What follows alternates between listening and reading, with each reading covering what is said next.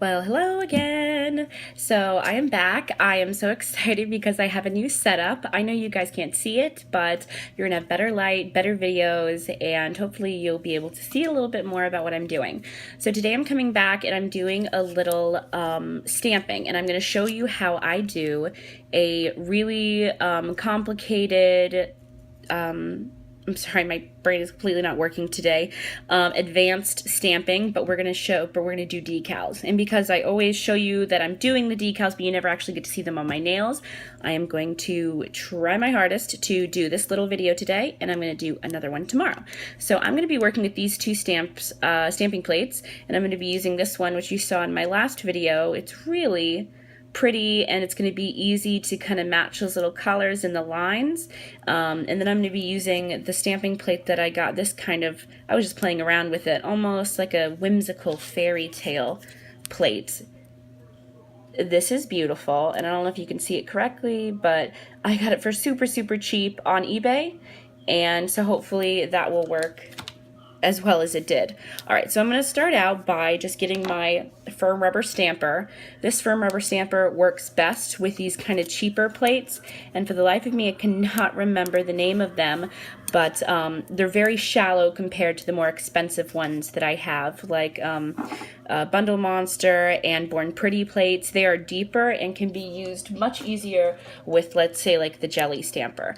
That tends to pick up more polish, but this one's better for any kind of cheap, round, thin stamping plate. So I've got black by LA Colors. It's an awesome dollar store one, and I use it for everything now because most of their colors are awesome in one coat. So I'm going to get my side of the stamper prepared. I have my little pump dispenser acetone that I'm going to freshly clean it with. I have my scraper prepared. I'm sorry, I'm getting in the light a little bit, but it'll take me a couple of videos to get used to this light. So I'm going to pick the spot I want, which is kind of like this flowery design here. I don't cover the whole plate or the whole area. I don't know, it just seems like it get an easier application. I'm going to get my stamper ready. I'm going to pick this up. Let's scoot this back a little so you can see what I'm doing. And then scrape. Let's see if this picked up at all. And it did, and we're just going to roll it right on to our stamper. Alright, so that came out beautifully. We're going to now clean our stamper off. I don't ever use nail polish remover or acetone on my stamping, my stamper. I don't know, it left my first one very sticky, and a lot of people say you can use it. I just wouldn't ever do it if you want to preserve it. So I cleaned it off again. We're going to take more acetone and kind of just wipe this gently off. We're going to do one more of these just in case we mess up. I'm going to take my little scraper again. Some colors. Get everything prepared so when you scrape, you can go right in and pick it up without a problem. Come back in, and we're going to roll it on. Alright, so that got a not as clear of an image the first time, again, because you can see there's a little bit of a delay, so we got some lollygagging. So I'm going to come in with this other colors here, and I have these two little tools. I love these little tools. I got them from my girlfriend at the Essence of Beauty shop.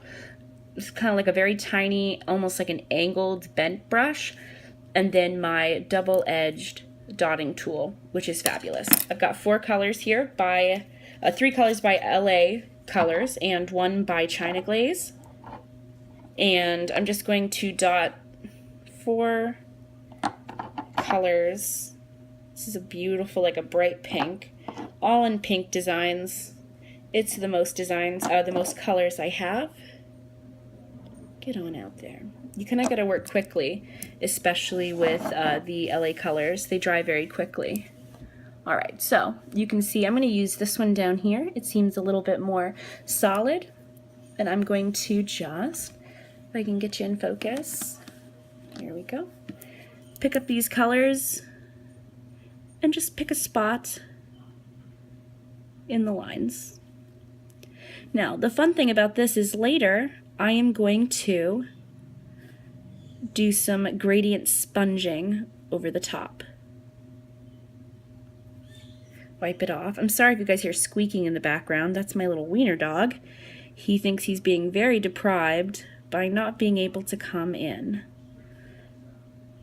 This is more of a lighter color, so pick spots of that color that you know is going to be next to a more vibrant color. I like this little angled brush. I'm not sure if it was meant to be that way, but whoever designed it had an awesome idea. You see I'm just filling in the holes here. You don't really have to work quickly, but if you do, it probably helps.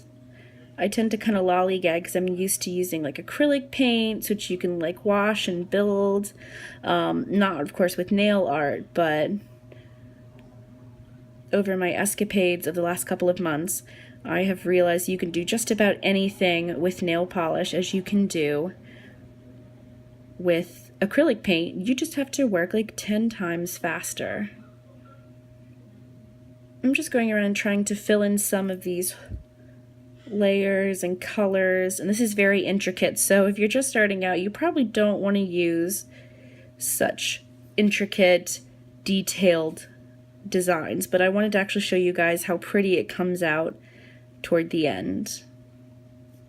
So you can see we get our colors placed nicely. I'm going to wipe this off and add a couple more little refreshes to some of these colors. Let's add some of this.